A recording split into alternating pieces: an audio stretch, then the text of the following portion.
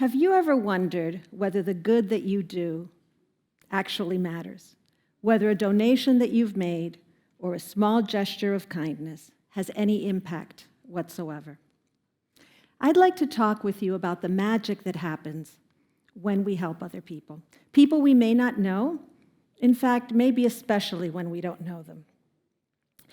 I learned about this in the place where I grew up. It was a place that may be familiar to some of you. It was a place called El Exilio. And at least that's what I thought it was called. Because my grandmother, the original Ana Gloria, that's my grandmother and baby me, the original Ana Gloria used to say, aquí en el exilio las cosas son así. And here in the exile, things are like this. And so I thought, okay, I live in El Exilio. It took me a while before I figured out that I lived in a city called Miami and that El Exilio was the state of our existence. My parents came from Cuba just a few months before I was born, and so the Cuban exile community was my community. It's where I grew up. The Cuban experience was the backdrop to my childhood. And if you think of the communities that you're a part of, whether it's a school community, a business community, a faith community, communities have a lot that is shared. They have shared experiences, histories, a vision, and there was certainly a lot of that. And there are also strong community bonds, strong connections among people. And what these connections do is that whenever there's need, people come and help each other. The thing was that in the early days of the Cuban exile, everybody had some kind of need. So we were blessed in that, we had some help from the US government at the beginning, and all the churches actually pitched in to help. In fact, in one of those interesting twists of fate, I worked for Catholic Relief Services, and Catholic Relief Services was one of the resettlement agencies that resettled Cubans from its office at the Freedom Tower. Within the community, there were people helping each other all the time. I mean, people would come and you would stay with relatives or friends until you got settled. So people stayed in our home. And I remember going out to buy bedding for a new family that was coming, or we'd, put aside clothes that might fit. So there were all kinds of examples of people helping each other. And then there were these random acts of kindness. I mentioned that my parents came. I mentioned that my parents came just a few months before I was born. My mother was 20 when she left Cuba. And before she turned 24, she actually had 3 children, 3 under 3. I didn't realize what a feat that was until I started having children, and I didn't do it that way. But she had 3 children under 3. She was barely 24. So there was a lot of laundry, a lot of diapers. In fact, that was before the days of Pampers and Huggies, so diapers were actually cloth. And my mother lived in a home that had a washer but no dryer. So she spent a lot of time, she still remembers the diapers, washing the diapers, and then she would have to go in the backyard and hang them on a clothesline. Now, the backyard, apparently the grass seemed to grow faster than it was getting cut, and my mother really didn't like to go out there. The grass was long, it was buggy, sometimes in the morning there was the dew and the blades stuck to her ankle, so this is not anything she really liked doing. But, do what she must. And one day, she opens the back door to go out, and she sees that almost like magic, there was a path from the back door to the clothesline. One of the neighbors, there was a couple from the Florida Panhandle who lived next door, and the gentleman had, obviously they had been watching this young mom with her basket full of cloth diapers that needed to be hung, and he decided to just mow this little path for my mother. A small act of kindness, something that I'm sure these people probably forgot in a week or a month. That's the nature when you do an act of kindness, you usually forget. But it's a story that my mother was actually just telling me last week. It has stayed with her for decades. I remember it, and it's part of our family story. So it was neat growing up with, these various examples of kindness, and it's just what I knew. Then I'd like to take you through my journey from El Exilio to where I ended up. I was blessed in that I was educated by 2 religious orders, the Religious of the Sacred Heart and the Jesuits, both of whom placed great emphasis on community as a Christian value, on service. And so what I was hearing at school and later at university was very much what I had grown up experiencing.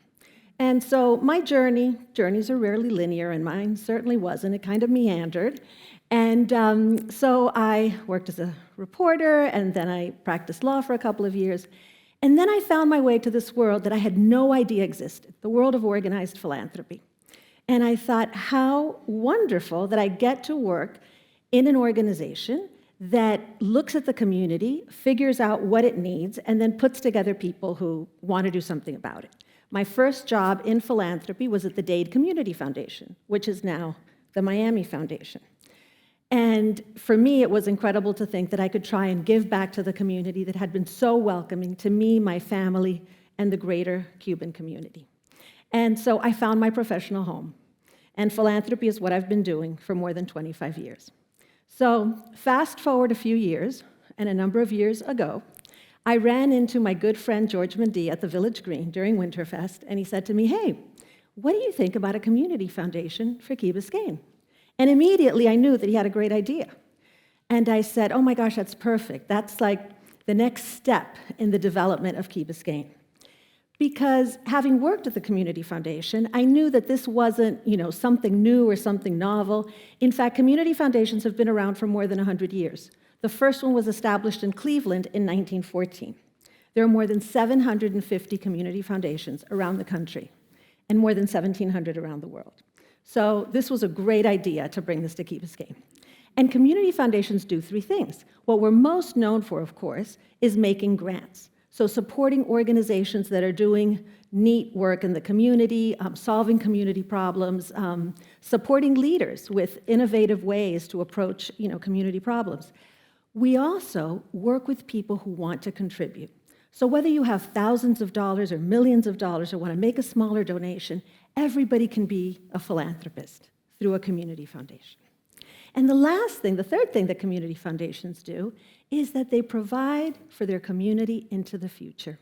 They build a permanent pool of money, if you think of, like an endowment, what universities do. And so they do those three things. And so we were off and running and, talking to all kinds of people, and everybody to a person was incredibly supportive.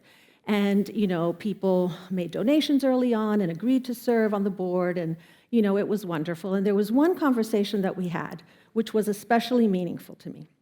It was with the late Woody Weiser, a philanthropist, and he said to us, we don't know what the Community Foundation will be doing in 10 years, but the important thing is to get it started. And that resonated with us back then, and it's something that, as you might imagine, I've thought a lot about over the years. Well, started we did, and the Key Biscayne Community Foundation was founded on March 31st, 2004, and for the first 15 years, we did a number of things that any community foundation would be proud of. Given where we are, because community foundations do take, the character of their communities. So we had programs that dealt with the environment. We had programs for young people. We had programs for our seniors. We worked with people who wanted to have giving circles. We worked with other communities.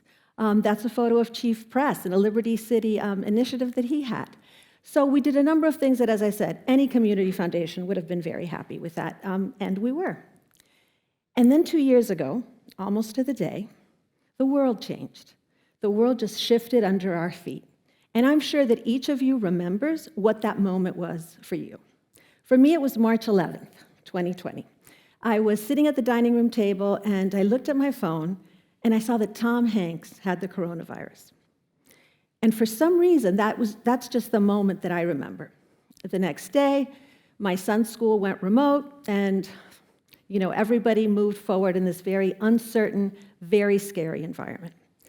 And what did the Community Foundation do?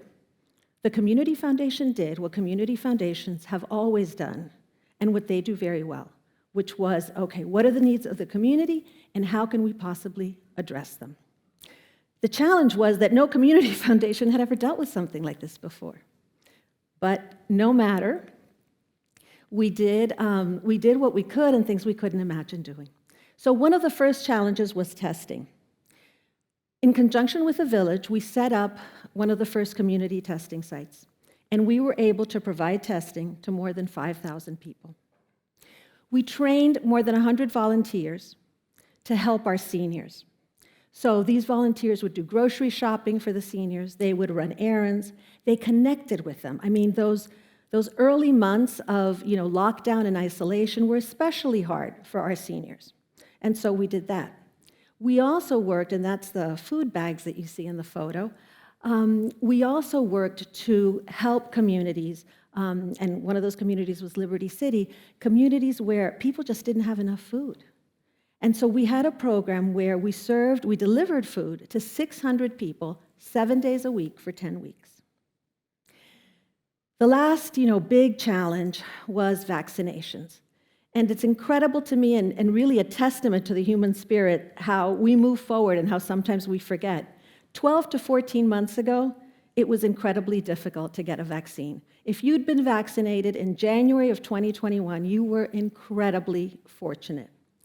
And as someone was telling me earlier, people really believed, and not incorrectly, that if they didn't get the vaccine for their loved one that day or that week, their loved one could die. And tragically, we know that many people did die. So the Community Foundation developed a partnership with Jackson where we made appointments, seniors, and it was mostly, at the beginning, obviously, it was the older population, people whose immune systems were compromised. People would call the foundation, none of this, people would be online and trying to get appointments. You remember how hard that was? So people called the foundation, we made the appointments, we confirmed the appointments, and in many cases, we ended up taking people there.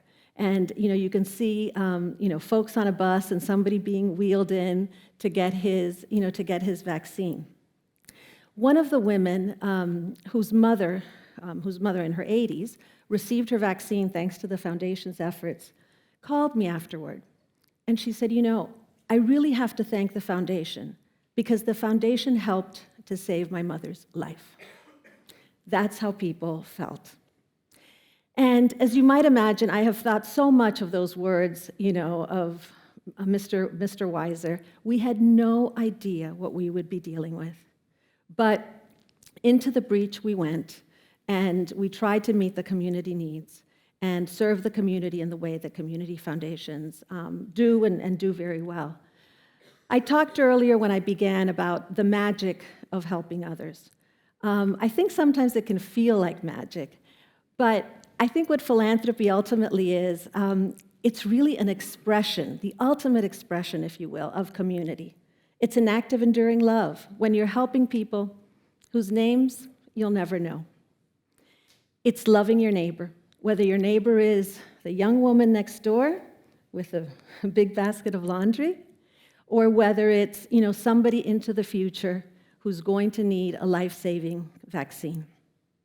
I'd like to leave you with a quote by one of my heroes. And it says, whenever we do something together, something beautiful, something good, everyone changes. All of us change in some way, and that does us good. That's from Pope Francis. Thank you.